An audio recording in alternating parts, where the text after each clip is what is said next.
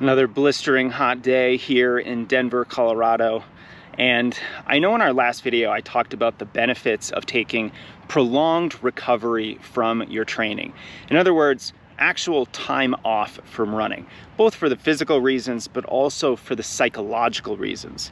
And the psychological reasons are why you actually want to take time off from running and not just do a bunch of easy runs, because you still have to deal with the cognitive load of scheduling your run, staying hydrated, eating around that run, and on and on.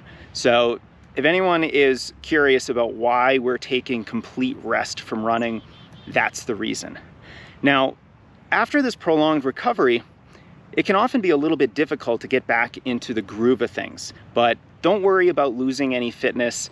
You know, if you take a week or two off from running, you're not going to be race ready, which might make you think that you've lost a bunch of fitness, but that's not actually the case. You're not race ready, but you still have almost all of that fitness you've built over that last training cycle. And the next question then becomes, well, how do I return to my normal training volume? And I want to talk about that in this video, how to get back to your normal workload after a prolonged period of time away from running. Now, this could be a week or two off from running after a big race or a season, or it can be maybe an even longer period of time that you might have had to take off from running because of an injury. It all starts with knowing why you took time off from running in the first place. So if you took time off from running because it was a planned recovery period, let's talk about that scenario first. You took a week or 2 weeks off, or maybe you just wanted a really extended break from training and you took 3 or 4 weeks off from running. Well, how should you come back in that scenario? Well, first, the good news is that it's not like you took time off because of an injury. You don't have to worry about the rehabilitation of that injury, and you don't have to worry about the training modifications that you probably have to make to prevent that injury from recurring. So you can almost get back into training just the way that you had been before, with a gradual ramp-up period. Now, if you took only a week off, I would say that you can almost jump right back into what is a normal workload for you. Not necessarily a peak workload. So let's just say you trained for a marathon and your peak mileage was about 50 miles per week. Then you probably don't want to jump right back into a 50-mile week. You probably want to start with a 30-mile week. Then you can maybe do a 35 and a 40, and then you can spend a lot of time in the 40s. You don't want to go right back to your peak. Now, if you took maybe more time off, maybe you took 2 weeks off, we can still follow this same pattern with a slightly more gradual build. And the same is true if you have taken even more time off, 3 weeks or 4 weeks. But once we start getting into that 4-week time period where you've taken about a month off from training, it starts to become a little bit more challenging to get back to running. And it does also depend on what you did during that break. So if you took 4 weeks off and you didn't do almost anything, if you kind of just sat on the couch for 4 weeks, it's going to be much more difficult for you to come back to running. And your comeback is going to have to include very gradual ramping up of mileage and a healthy dose of strength training. Because what happened in that 4 weeks if you weren't doing much other exercise? Your connective tissues, your tendons, ligaments, joints, bones, and your muscles are not only not used to running, but they're not used to the impact forces of running.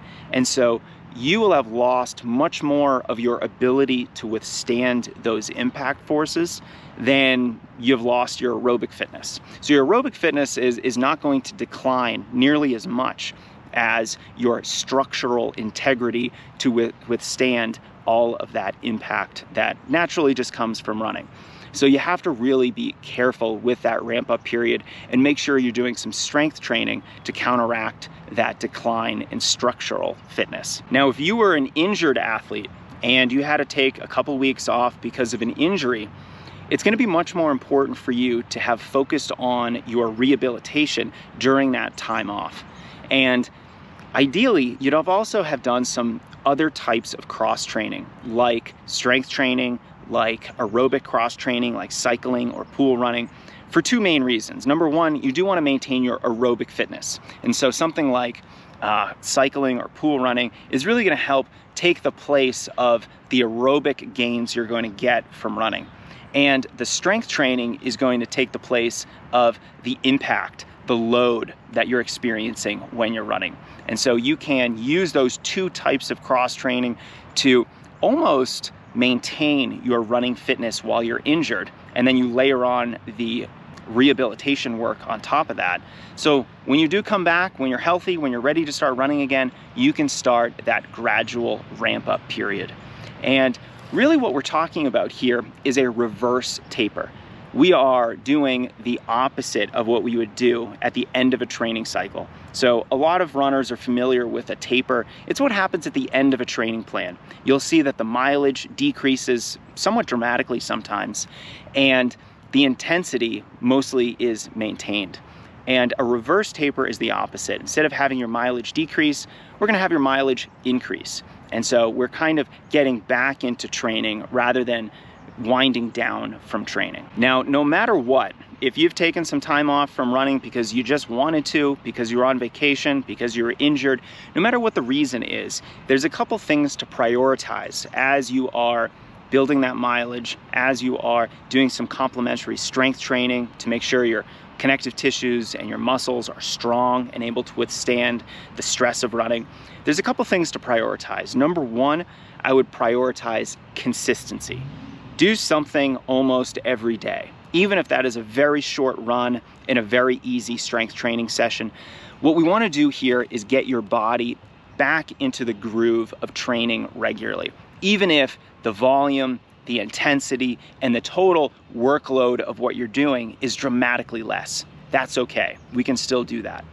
The other thing to prioritize is the overall effort of your running. It should be pretty easy, especially if you're coming back from an injury. It should almost entirely be very, very easy. I would also really prioritize your strength training. Now is not the time to be skipping the dynamic warm-up before you go running. Now is not the time to skip that post-run body weight, core, or strength routine. And if you are able to do some weightlifting in the gym, whether you have a home gym or a gym membership, now is a great time to do that because you are setting that foundation of strength that's going to carry you through into a successful season. So those are some of the most important things to prioritize as you are ramping back up into a normal workload. Now, we talked about what to prioritize. Notice what I didn't talk about. I did not want you to prioritize performance. So that means we are not going to be racing. We are not going to be doing any kind of grueling workouts where, you know, you're going to the well, or you're doing see God workouts where, you know, you're really laying out 100% effort on the track or road or wherever you're doing your workout. And that's because intensity or speed, the overall pace of your training or the intensity level of your workouts, that comes last. That's the icing on the cake. And you know what? That's one of those things that your body really isn't ready for when you're just getting back into the rhythm of training, and especially if you're just coming back from an injury.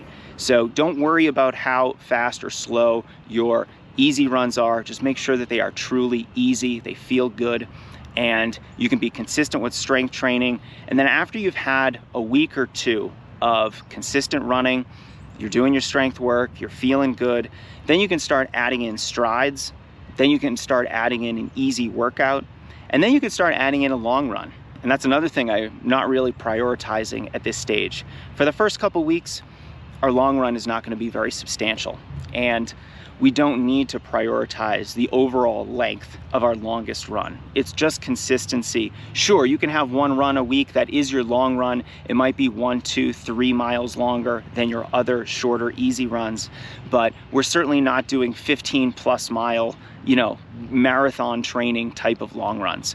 We don't need that right now, and it's one of those things that your body simply isn't ready for. It's going to put you back in the PT's office if you're not careful. So during this reverse taper phase, as you're just getting back into things, let's focus on consistency. Let's focus on strength training. Let's focus on easy running.